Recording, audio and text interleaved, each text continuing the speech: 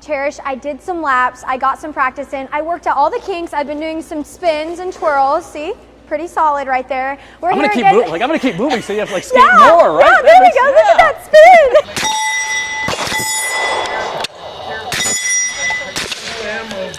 And they also teach you how to shoot guns, but safely. The college football season comes to an end tonight with the national championship game in Houston. The country's top 2 ranked programs battling for the title. Number 1 Michigan and second ranked Washington, 2 undefeated teams. Wolverines come out ready to roll on offense. And the cost of the course is $550, including all of the awesome equipment. Meanwhile, there are also big changes at Auburn. Assistant coaches Cadillac Williams and Zach Etheridge have resigned from their posts. Now, these canines are taught commands in different languages. For example, I'm going to tell this canine to bark, but in German. Laut. Laut. Laut. Roseanne, they know that this is a rare occurrence, but the residents I spoke to say they'll never take their safety for granted ever again. Pete, Roseanne, now Daphne Police Department received a complaint of shots fired. Yeah, Pete, this house here on North Cypress Street is considered a total loss, but the family and their pets are safe and are currently staying with family members. That's right, Cherish. Now we're right on the line of Bon Secours. We're off of Benton Road, and I'm going to turn the dash cam on so that you can kind of see what we're looking at. We're on 40 acres of a home, and we spoke with the homeowner. He's got a shed out here that you can just see is completely just torn to shreds. Well, Pete, Roseanne, police say the woman used a 5-pound weight plate just like this one. Yeah, Devin, firefighters say they were called around 4:45 this morning to what they thought was an electrical fire. But turns out the roof was actually struck by lightning. And now that the sun is up, you can see the extent of the damage. Good morning, Bill. That's right. We're live here at the Foley Tanger Outlets. I just found a group of girls on a girls trip from South Mississippi. You guys have been here for about an hour standing outside of Vera Bradley. Why are you guys here so early? The sale. Awesome. Well, we will check back in with you guys at the Christmas tree around 5 o'clock. Trust your skating. Go trust your skating. Yeah, let's do one more little go around. Here we go. Look at her go. You know, everybody had faith in me, but look at me go. Well, we're live at the wharf before I fall down. I'm Whitney Leibold, WKRG News 5. WKRG News 5's Whitney Leibold spoke today with Sheriff Haas Mack. An overall peaceful subdivision on the Eastern Shore. In a city, Daphne, known as a safe place for families.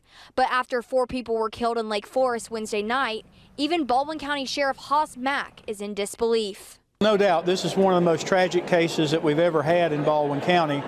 We've had a lot of tragic cases over my career as 36 years in this county, but this is certainly one of the most tragic. It's particularly horrendous and horrific to this family. Sheriff Mack says crime like this is rare in this area and wants residents to know officers are doing everything they can to protect them. I think that people have to realize that this was not a stranger-type homicide. This was a domestic incident, so the citizens should still feel very safe as far as anything that's out in the community. The sheriff also talked about events that hit Baldwin County hard more than 20 years ago. We had a gentleman that was killed in the Magnolia Springs several years ago that was bludgeoned to death by a crowbar.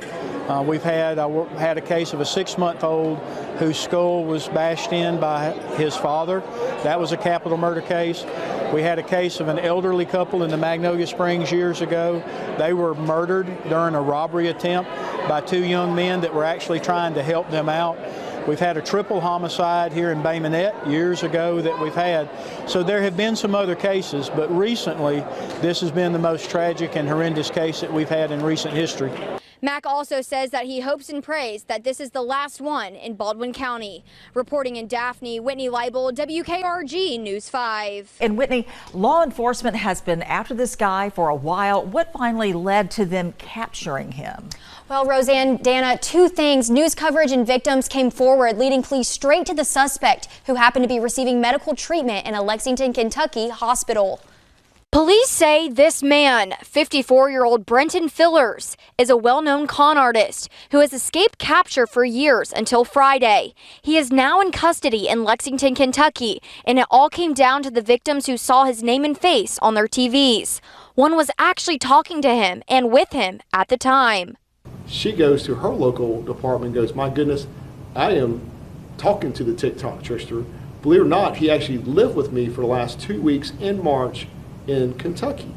And so they start working on it yesterday as we're working on it from our end, and then we converge and find out that he's actually in Lexington, Kentucky, at the University of Kentucky Hospital. Another woman in Texas also helped in the investigation. She reached out to the Spanish Fort Police Chief John Barber and explained that an older man she had met on Facebook matched the description of Fillers. Police confirmed it was him, and Fillers reportedly made another Facebook account, making himself look older to lure older women.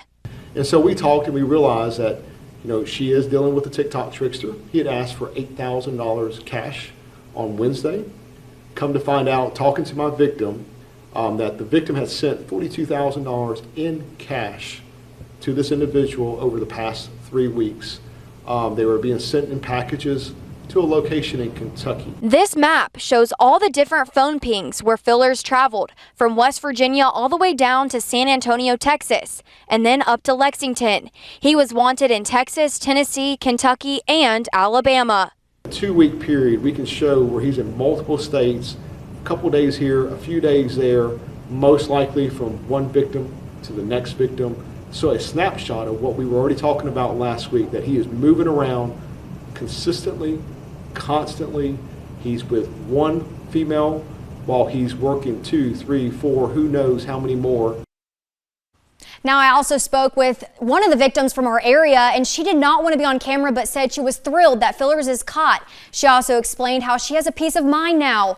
Live in the studio, Whitney Leibold, WKRG News 5.